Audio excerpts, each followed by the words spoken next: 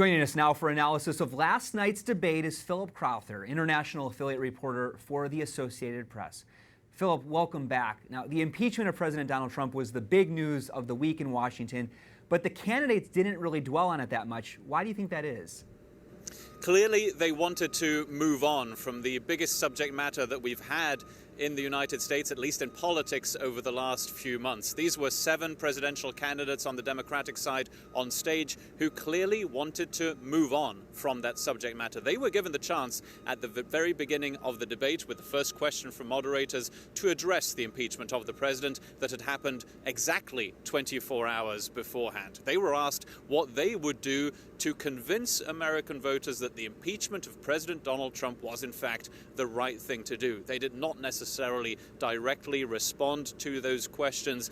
And that was it. From there on in, we moved on to completely different subject matters. And I think what we're seeing here is a Democratic Party that is not entirely sure that the impeachment is going to work out for them, because what it might well do, and this is certainly the president's point of view, it's going to motivate his voters. And I think you can see a little bit of fear in the Democratic Party that that might very well be the case. These are also candidates who've maybe been frustrated by how much that one subject matter has dominated the political debate and simply want to move on to those issues that they think will get voters on the Democratic Party's side in November of 2020. That's what we saw here on stage in LA.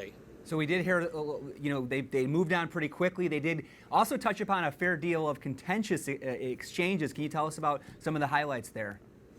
Yeah, it was a pretty contentious debate, but relatively friendly as well. I think it was a constructive one, certainly, and one where there weren't necessarily any clear losers. There was, for example, that very contentious moment between Mayor Pete Buttigieg of South Bend, someone who is going up in those polls and is becoming a danger to Senator Elizabeth Warren of Massachusetts. So there they were, standing side by side, and had a very extensive debate about campaign finance, essentially. Elizabeth Warren is a candidate who does not want to get big dollar donations from big money donors. Pete Buttigieg is somebody who has openly said that that is something that he welcomes, and that was the element of their debate. When it comes to subject matters, by the way, it was all across the shop. We got into pretty much everything here on this debate stage, and 2 subject matters I'd like to bring up that are particularly important to viewers. Abortion did not come up, by the way, in this debate, and that has largely been the case during these Democratic debates. Only 2 months ago in Ohio